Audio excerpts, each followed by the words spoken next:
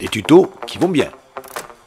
Bienvenue les scientifiques. Nous allons corriger un extrait du bac 2024 Amérique du Nord, jour 2. L'exercice s'intitule Point de règlement au tennis de table. Alors nous allons traiter que la troisième partie qui s'intéresse à la vitesse d'un coup droit smatché au tennis de table. Pour améliorer la rapidité de son coup droit, un joueur se munit à l'entraînement d'un cinémomètre, appareil qui mesure la vitesse d'un objet par effet Doppler. Pour que la mesure de la vitesse soit la meilleure possible, il est nécessaire de placer l'appareil de mesure sur la partie opposée de la table face au joueur. Donc voilà une photo qui vous illustre ce qui doit être.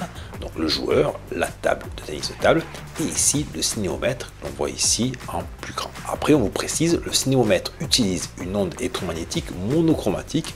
Il est constitué d'un émetteur qui génère une onde de fréquence F0 égale 24,125 GHz en direction de la balle, et on vous précise que 1 GHz correspond à 10 puissance 9 Hz. Deux récepteurs qui reçoivent l'onde après réflexion sur la balle à la fréquence FR. Donc on va avoir une fréquence émise F0 et une fréquence reçue par le cinémomètre. D'une chaîne de traitement électronique qui compare justement le signal émis et le signal reçu. On note ΔF, le décalage Doppler mesuré par l'appareil lors de son utilisation. Et voici les données. Donc on va vous donner l'expression de la valeur absolue du décalage Doppler en fonction de la vitesse V de la balle, de la célérité C onde de l'onde électromagnétique et la fréquence F0 générée par l'émetteur. Voilà l'expression ΔF en valeur absolue égale 2 fois la fréquence F0 fois la vitesse de la balle divisée par la célérité de l'onde. On vous précise que la célérité de l'onde électromagnétique dans le vide est supposée connue. Donc je pense que tout le monde a cette valeur en tête. C est égal à 3,010 puissance 8 mètres par seconde. Question 15. Expliquez pourquoi la situation illustre l'effet Doppler. Donc d'abord, on va rappeler ce qu'est l'effet Doppler.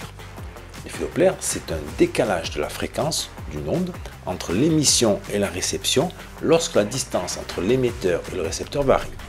Dit autrement, lorsque l'émetteur se déplace par rapport au récepteur ou le récepteur se déplace par rapport à l'émetteur. Nous, dans notre situation, on a bien l'effet Doppler, parce qu'on va avoir le cinémomètre et la balle qui vont successivement jouer le rôle de l'émetteur et du récepteur. L'onde qui est mise en jeu ici, c'est une onde électromagnétique. Il faut juste préciser que l'effet Doppler va bien avoir lieu parce que la balle se rapproche du cinémomètre. Il va y avoir un double décalage de la fréquence due à l'effet Doppler. Question 16. Déterminer le signe du décalage Doppler à la situation où la balle smatchée s'approche du cinémomètre. Donc là, on va décomposer le phénomène en deux temps. Le premier temps, le cinémomètre et l'émetteur. Et la balle, elle, va être le récepteur. La balle est en train de s'approcher du cinémomètre, donc la fréquence que va recevoir la balle va être augmentée par rapport à la fréquence émise par l'émetteur. En un deuxième temps, la balle va diffuser l'onde électromagnétique, donc elle devient l'émetteur, et le cinémomètre, cette fois-ci le récepteur. Et là, donc, c'est bien l'émetteur qui se rapproche de la balle. L'onde électromagnétique reçue par le récepteur aura une fréquence qui aura augmenté à nouveau. Donc, on a ce double décalage d'effet Doppler. Et donc, ΔF sera bien positif parce que la fréquence reçue aura augmenté 2 fois par rapport à la fréquence initialement émise par l'émetteur. Suite au smatch réalisé par un joueur amateur, l'appareil mesure un décalage Doppler dont la valeur absolue est ΔF égale 4470 Hz. Question 17. Calculer la vitesse de ce smatch. Je vous fais apparaître ici à nouveau l'expression du décalage de fréquence, donc 2 fois F0 fois la vitesse de la balle divisée par la célérité de l'onde, et je vous fais apparaître aussi la fréquence avec laquelle l'onde est émise par l'émetteur, donc ici le cinémomètre. On cherche la vitesse, donc je vais extraire la vitesse de cette expression-là, ça me fait V égale ΔF fois C de l'onde sur 2 fois F0. Je fais l'application numérique, ΔF, donc c'est 4470 Hz.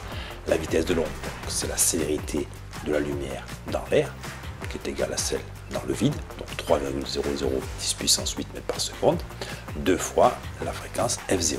Donc si on fait ce calcul, on obtient 27,8 mètres par seconde. Le record du monde du smatch le plus rapide a été établi en 2003 par Mark Brandt, avec une vitesse atteinte de 212,5 km/h, indiqué en justifiant si la vitesse du smash du joueur amateur est du même ordre de grandeur que le record du monde. Donc en fait, on nous demande de comparer ces deux vitesses. Donc on voit bien qu'il n'y a pas les mêmes unités. Dans un premier temps, qu'est-ce que je vais faire? Je vais convertir cette vitesse en km/h. Donc il suffit de multiplier la vitesse en mètres par seconde par 3,6 et on obtient la vitesse en km/h. Donc maintenant on peut les comparer. On voit que la vitesse mesurée est inférieure à la vitesse du record du monde. Mais les deux valeurs ne sont pas trop éloignées. Donc qu'est-ce qu'on peut conclure? C'est que Le record du monde n'a pas été battu, mais la vitesse mesurée est du même ordre de grandeur que celle du record. Pour justifier ceci, on peut faire un calcul d'écart relatif entre les deux vitesses. Donc en faisant l'écart, donc 112,5 moins 100, divisé par la valeur du record, et j'obtiens 11%. Donc ça valide le fait que c'est à peu près du même ordre de grandeur. Je vous remercie pour votre écoute et je vous souhaite bon vent, les scientifiques.